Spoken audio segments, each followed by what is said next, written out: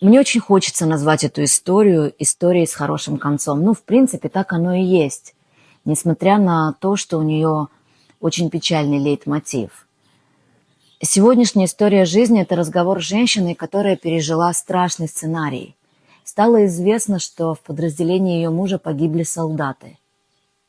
Связь прервалась, и она не знала, есть ли имя ее мужа в списках погибших. Эти часы страха, ужаса, неизвестности полностью поменяли ее жизнь. Сегодня мы узнаем о том, как выйти из этого стресса, о ее личном пути. Галина Цейтлин. История жизни. Асон Крисат Мевним. Катастрофа обрушения зданий. Произошла 22 января 2024 года в центральной части сектора Газа во время войны «Железные мечи». 2 здания обрушились после мощного взрыва. Под их обломками погибли 21 боец. Причиной стали попадания противотанковой ракеты и выстрел из РПГ, вызвавшие детонацию взрывчатки, заложенной силами ЦААЛЬ. Это стало одним из самых тяжелых дней для армии за время войны. Галя, расскажи вашу, наверное, уже, я так понимаю, рутину, так как муж твой военный резервист-доброволец, и, насколько я поняла, это была не первая ваша война. Понимаешь, когда он уходит на запланированные сборы, на месяц службы, который он получает за несколько месяцев, то ты к этому как-то готовишься морально. Когда начинается война, то ты уже ждешь, ты уже внутри вся вот так вот собираешься, и ты уже ждешь, уже все внутри вот так, и ты ждешь, когда ему придет этот Цав Шмоны. История вот с Цукейтан. Старшая наша дочь, ей было тогда 12 лет, и мы должны были лететь, она и ее подружка и мама, мы должны были лететь в Италию на бат-мицву, праздновать бат-мицву, путешествие бат-мицвы. Я собираю свой чемодан в пятницу, уже начался Цукейтан, то есть уже идут боевые действия, буквально 2 или 3 дня. Я собираю чемодан, заходит наш средний сын и говорит мне: мама, папа уходит на войну. Я ему говорю: а ну иди отсюда, не морочь мне голову. И он выходит из комнаты, и приходит мой муж и говорит: я получил Цав Шмоны, мне нужно вот сейчас немедленно выходить на службу. То есть это перед полетом? Я должна улетать, по-моему, в 4 или 5 часов вечера, а идет речь о 11 часов утра. И он собирает сумку, то есть сумка у него была собрана, но он еще собирает то, что надо. И я его помню, тогда еще даже были автобусы из Натании забирать, я его отвожу на автобус. И он уезжает воевать в Газу, а я улетаю с дочкой в Италию. Ты можешь рассказать то, что можно рассказать, то, что тебе известно, где вообще он служит?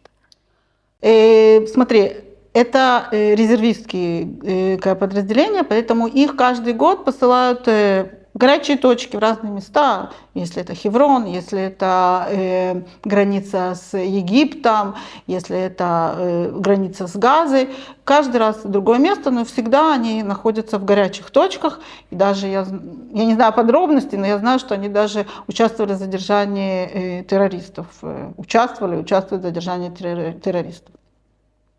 Это то, что я могу рассказать. Более подробно мне мой муж ничего не рассказывает. Давай мы с тобой окунемся в нынешнюю войну, в 7 октября, в тот день, когда он точно так же ушел.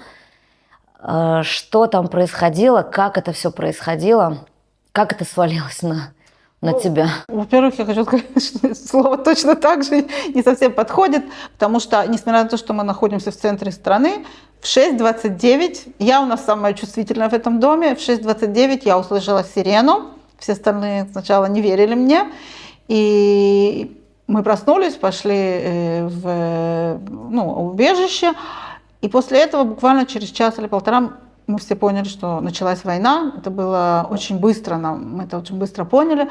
И они начали собираться, у них есть группа их ребят, с которыми он служит. Они уже начали собираться, то есть никто не ждал, когда придет Цав Шмоны, потому что они принадлежат к Угдат Аза, и в Угдат Аза тогда никого не было. Они только на следующий день получили Цав Шмоны. Примерно в 10:30, в 11 за ним уже приехал друг, и он уже был готов с сумкой. То, что мне запомнилось очень, что дочь наша, которой было на тот момент 10 лет, младшая дочь, она тоже поняла, что это война, все-таки не такой маленький ребенок. И она бежала за ним, бросалась на него и кричала: папа, нет, папа, нет. И при том, что когда он уходит, он уже там. То есть не было никакого момента, чтобы остановиться, нормально попрощаться. Это буквально, знаешь, что так вот обнял и побежал. Он уже там, он уже не с нами. И к этому я уже привыкла, скажем так. Это уже не первый раз. И я понимала, что нас ждет. Почему-то было понятно, что это не один день. Сначала, конечно, была надежда, что это пару недель, но, как оказалось, оно будет намного дольше для нас. Не только для нас, для всей страны. И получается, когда стало известно, что он уже призвался, и это надолго, то есть он таки получил в итоге цав Шмоне, и как происходит потом, вот тогда, когда они заходят вовнутрь, как происходит общение или... Во-первых, цав Шмоне, он не ограничен датой. Когда он получил цав Шмоне, никто не знал, когда он закончится, этот цав Шмоне, и они застряли там, они не находились в самой Газе, они находились на границе, на одном из муцавов Голани, я не знаю на русском, как сказать, муцав. Они не были все время внутри, они заходили, выходили, у них были все время задания, они заходили вовнутрь на задания и возвращались. То есть относительно, я могу сказать, его подразделения, относительно они не были длительные сроки, недоступные, но были день-два, то есть более короткие. Но я могу сказать, что первый раз он вернулся, он практически месяц не выходил домой.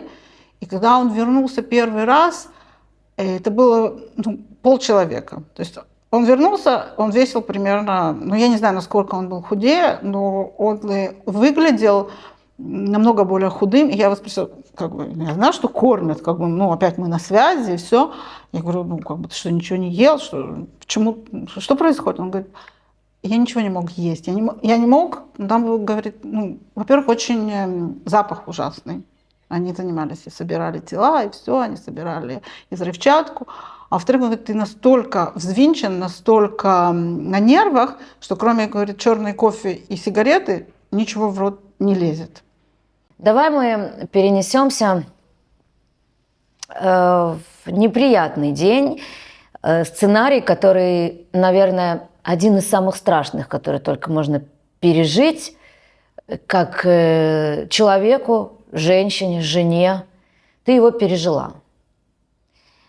Расскажи об этом. Также, да. Смотри, в продолжение того, о чем я начала рассказывать, ты все время ждешь, что случится что-то страшное. Тем более, все время в новостях солдаты гибли, особенно в начале войны, все время происходили какие-то события, гибли солдаты, происходили... Скажем так, неприятных событий было очень много. И ты все время ждешь, что что-то произойдет. И 22 января 2024 года, я практически уверена, что многие из наших слушателей даже знают эту дату и помнят о событиях, которые произошли. На иврите называется «Асон Крисат Мивним». Это произошло событие, в котором погибло 21 наш солдат. Началось это так. В тот день они ушли очень рано утром, выходили еще до рассвета на задание в Газу.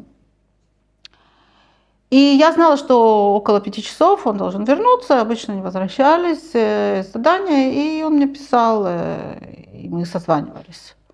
В тот день, знаешь, весь день ты ходишь с каким-то таким предчувствием, что что-то не так, что-то не то. Держишь себя, говоришь, что ждем до 5, все нормально, ждешь. В 5 часов он не вышел на связь. Сначала ты говоришь, может, задерживается. Проходит час, проходит 2, я уже начинаю сама посылать сообщения, начинаю его искать. Ни ответа, ни привета, сообщения не доходят. В группе, которая уже вспоминала мою жен, все уже начинают нервничать, что происходит, кто-то что-то знает, никто ничего не знает. Это первый раз такой, знаешь, чтобы группа женщин, не знаю, там 60 женщин, и никто ничего не знает. Это как бы очень настораживает. Никто ничего не знает, ни один из мужей не выходил на связь. И мы начинаем уже нервничать очень-очень сильно. И где-то в 7:30 в Телеграме начинают появляться сообщения о том, что произошло что-то ужасное в Газе, непонятно что, и погибло очень много, пострадало, погибло много очень солдат. Ну, честно сказать, мы сразу это связываем с нашими, потому что, они вернулись, что-то произошло. И буквально через полчаса мы получаем подтверждение, что идет речь о нашем подразделении. И нам говорят, что вроде бы наши ребята в порядке, но ты же понимаешь, честно сказать, я этому не верю, не доверяю, и нету ни имен, нету ни чисел. То есть в вечер самого того дня никто ничего точно не знает. Я, как человек, который все-таки умеет подсуетиться, то, что называется, нахожу его одного друга, который не внутри, который не пошел с ними, потому что он ответственный за доставку еда, это все, он не заходит на боевые действия. Я его нахожу, и он говорит: смотри, я по дороге вовнутрь, потому что они не выйдут уже в этот день, они остаются там на ночь. И я его найду, я тебе пришлю сообщение. Это как бы не секретная информация, потому что об этих событиях есть очень много, можно и статьи, и видео, и все. Они находились 600 метров от границы. То есть они были в Газе на 600 метров буквально.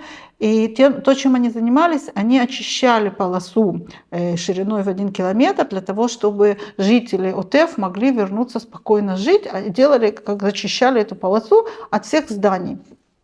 Вот. Они раскладывали там взрывчатку и потом должны были и взрывали это здание. Вот. И то, что произошло, дома были начинены взрывчаткой. Он находился в 3-м здании, как бы он вышел, они уже закончили, они вышли, его ребята, и 2 ряда дома, из которых все были внутри, он говорит: я смотрю, все взлетает в воздухе. То есть вышли, Михаблим, террористы вышли из туннеля, который находился под каким-то деревом, то есть, хотя там был и Катбам, и был танк, и были... То есть вроде бы все проверяли, упустили, не заметили. Они вышли, они выстрелили в одно из зданий, взорвалось оба здания. Все, кто был внутри, погибли. Они успели выстрелить в танк. Ребята, которые были в танке, тоже погибли. И все это на глазах моего мужа. То есть он уже вышел, и он это все видел. Но я ушла от вопроса. Вопрос был другой. В общем, я дозвонилась до этого друга, и он мне пообещал, что когда он его найдет, он мне пришлет сообщение.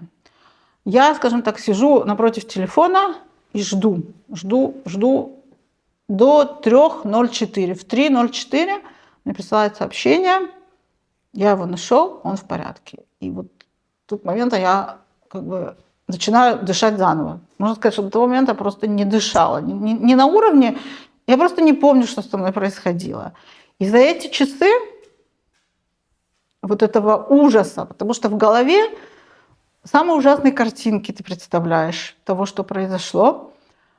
Получилось так, что я сама получила травму. То есть на следующий день я поняла, что я нахожусь в состоянии практически невменяемом. В смысле, я делать могла только очень базовые, то, что я должна была делать дома, но я была в очень плохом состоянии.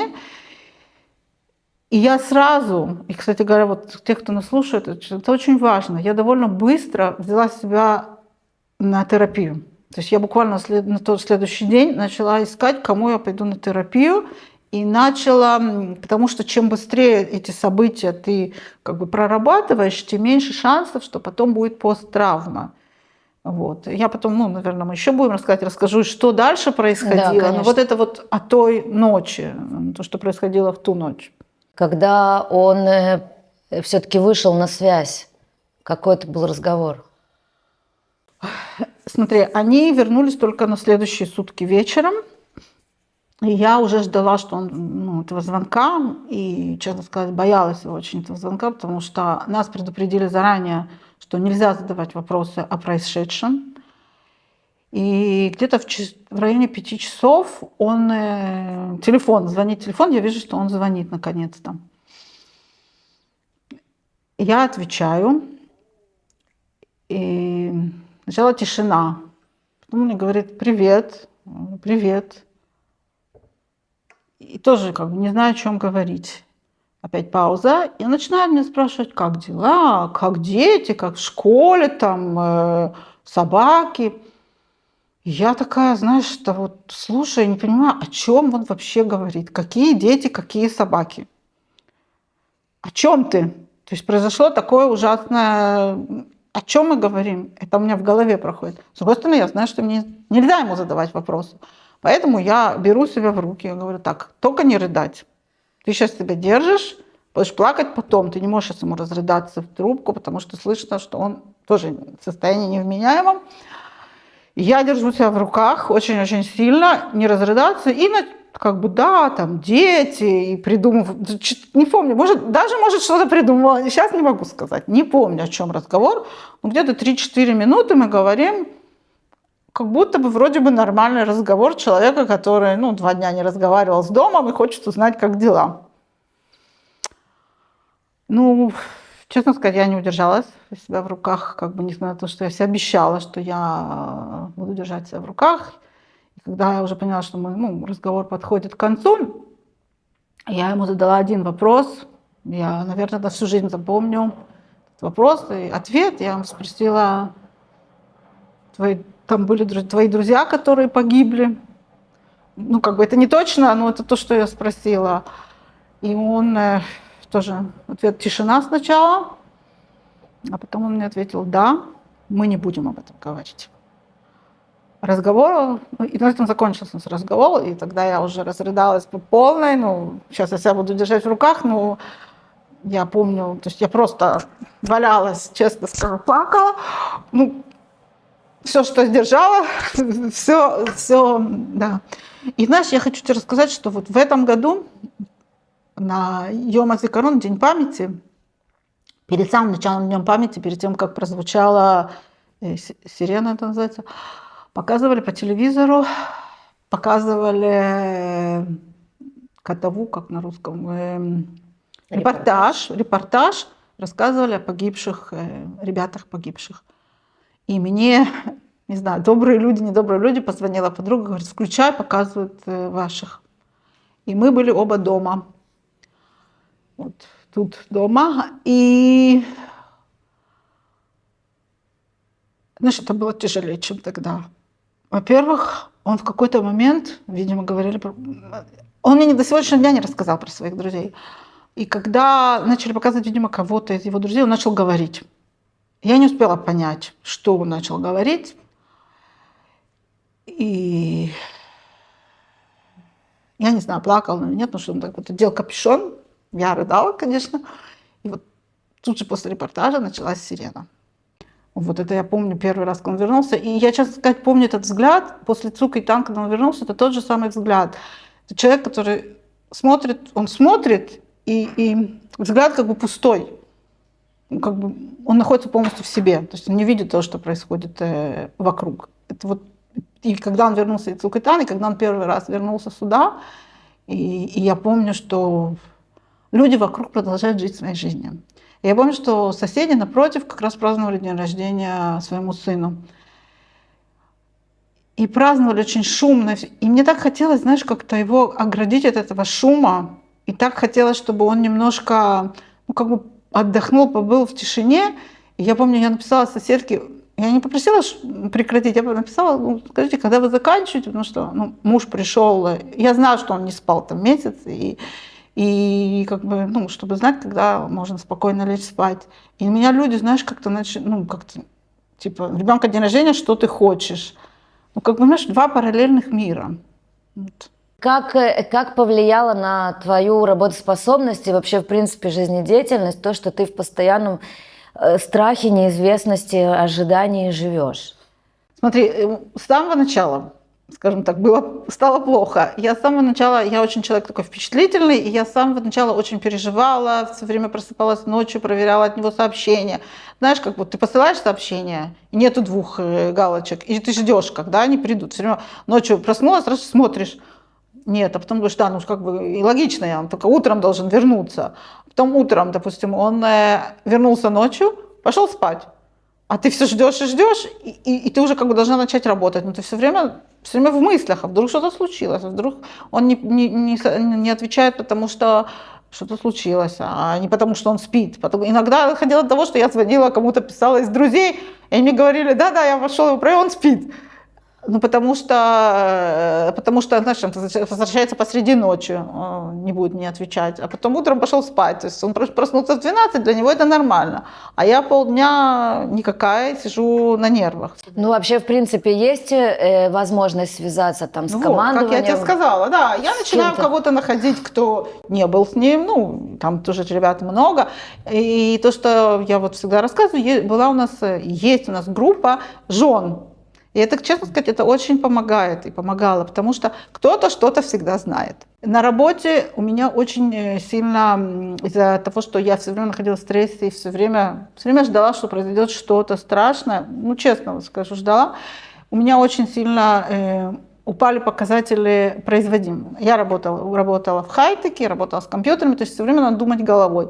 Голова не думает. Голова переходит, знаешь, я говорю на иврите, сейчас пытаюсь на русском, на выживание. То есть ты находишься просто в ситуации выживания, на выживание. Следовательно, мозги мигдала работает на выживание, а мозги, которые должны думать, плохо очень работают. То есть мне было очень тяжело с самого 7 октября, на работе было очень тяжело. Мне было тяжело с детьми, у младшей были истерики, мне со школы звонили, что она рыдает, они не могут жить успокоить, что она переживает, что с папой.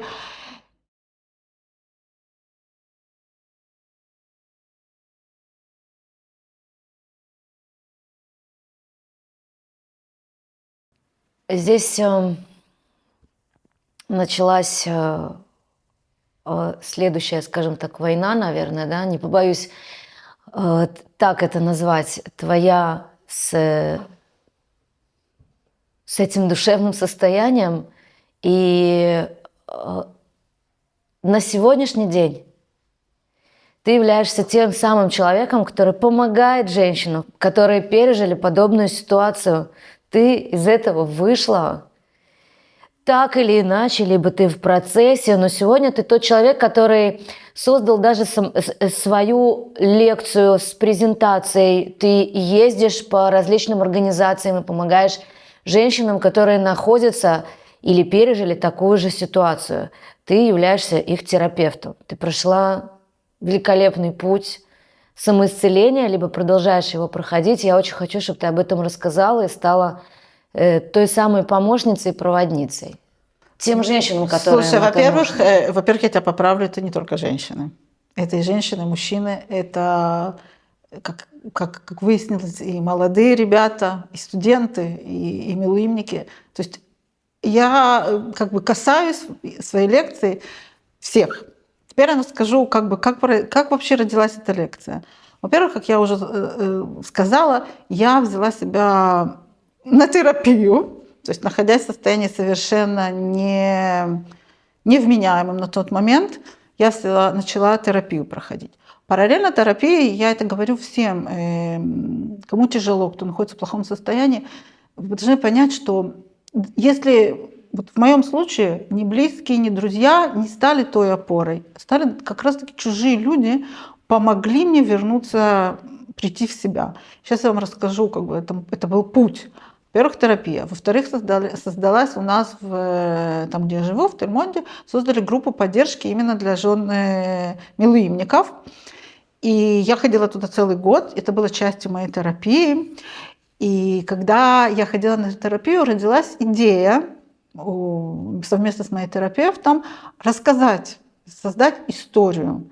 И эта история, она не только история о боли и о том, что произошло. Это история о том, как, почему-то мне сейчас пришло в голову, не знаю, как птица Феникс из пепла, как ты себя, извиняюсь, соскребаешь с пола, с этого говна и тянешь за, как барон Мюнхгаузен, за косичку вверх, потому что другого выхода нет. Надо продолжать жить.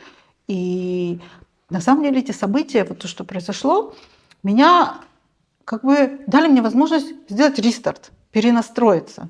Я всегда хотела работать с людьми. Я еще 12 лет назад училась в институте Адлера. Я коуч по личному росту и росту родительскому росту. И параллельно тому, что я работала в хай-теке, я уже 12 лет назад начала работать с людьми. После того, как прошли эти события, после того, как я начала вылазить из этого всего, я осознала, что я не хочу работать больше с компьютером, с датой. И я хочу помогать людям. То есть мне очень помогли люди. Мне помогли люди и волонтеры, которые у нас в нашем в Тельмонде, женщины, которые собрались, они называют себя Михабкот, которые обнимают семьи милуимников. Мне очень помогли люди, группа, которые жен, мы тоже вместе это переживали. И я поняла, что иногда надо смотреть вокруг, и всегда будет кто-то, кто тебе протянет руку.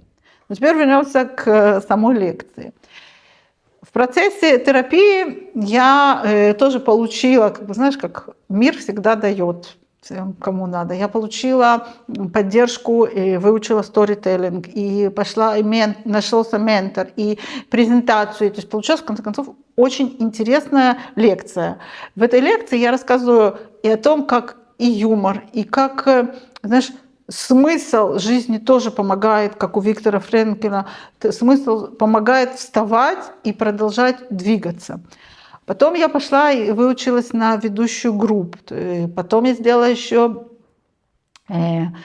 специализацию как коуч личностного, не личностного роста, а коуч посттравматического роста. Закончила курсы НЛП. И сегодня, помимо того, что я хожу и рассказываю, я уже была, наверное, в 10 организациях и выступала и перед студентами, и в разных местах, и рассказываю свою лекцию, свою историю, которая очень часто, вдохновляет людей сделать трансформацию и посмотреть по-другому на то, что они пережили, на их травму. Потому что у меня, эта история не... действительно история людей, которые пережили в первом лице. Я пережила травму, как это называется, травма Мишнит, вторичную травму. То есть я пережила это, чувствуя себя с мужем. Но таких, как я, людей очень много, которые не чувствуют, что они пережили какие-то героические события, но они все равно несут с собой эту боль. Можно сказать, даже для многих они чувствуют себя сломанными.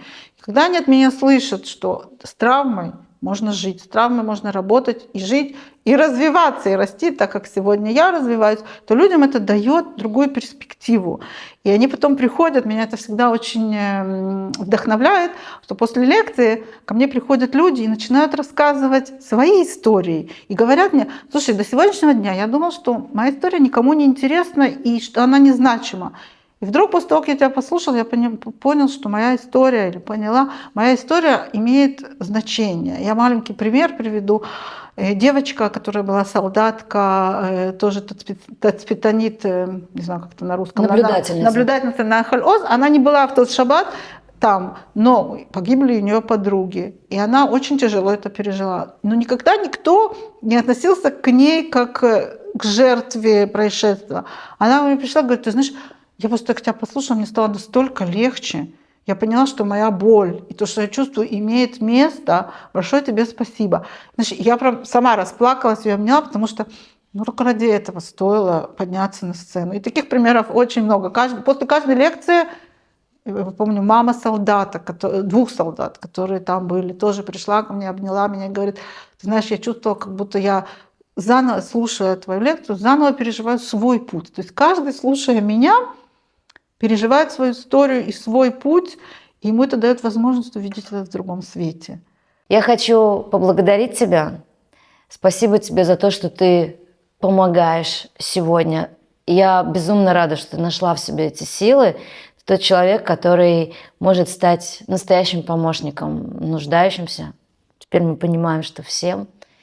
И удачи, счастья вашей семье. Я могу еще одно слово Конечно. сказать. Я всегда в конце, в каждой лекции прошу людей, все, кто, я знаю, что многие слушают ваш канал, люди, которые слушают, пожалуйста, оглянитесь вокруг, посмотрите, потому что сейчас очень многие люди чувствуют одиночество. Я сейчас объясню. Одиночество не в том смысле, что вокруг них нет людей, а одиночество непонимания. Они сейчас как бы вроде как бы закончилась война, и очень многие люди только сейчас начинают переживать травмы, через которые они прошли. И они очень нуждаются в поддержке и в понимании. Когда кто-то вокруг вас, возле вас, вы видите, что он хочет вам что-то рассказать или хочет чем-то поделиться, иногда просто обнять, пожалуйста, будьте очень внимательны, потому что, к сожалению, я работаю с такими людьми, иногда это может быть разница между жизнью и смертью.